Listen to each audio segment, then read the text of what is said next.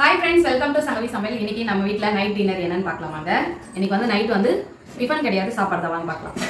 என் பசங்களுக்கு பிடிச்ச சாப்பாடு இன்னைக்கு சுட சுட சோறு.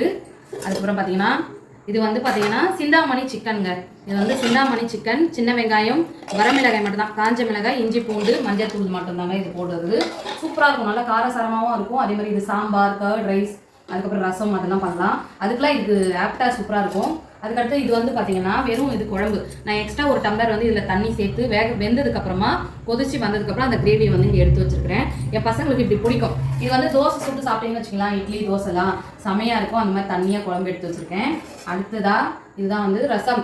ஏன்னா நைட் டைமு நம்ம சிக்கன் சாப்பிட்றோம். இன்றைக்கி வந்து பார்த்தீங்கன்னா மத்தியானம் வந்து கர்ட் ரைஸ் தான் போயிட்டு இருந்தது. அதனால் இன்றைக்கி காரசாரமாக பசங்க வேணும்னு கேட்டதுனால செஞ்சுட்டேன். இன்றைக்கி நம்ம வீட்டில் சுட சுட சோறு, சிந்தாமணி சிக்கன் வந்து எடுத்த கிரேவி, ரசங்க.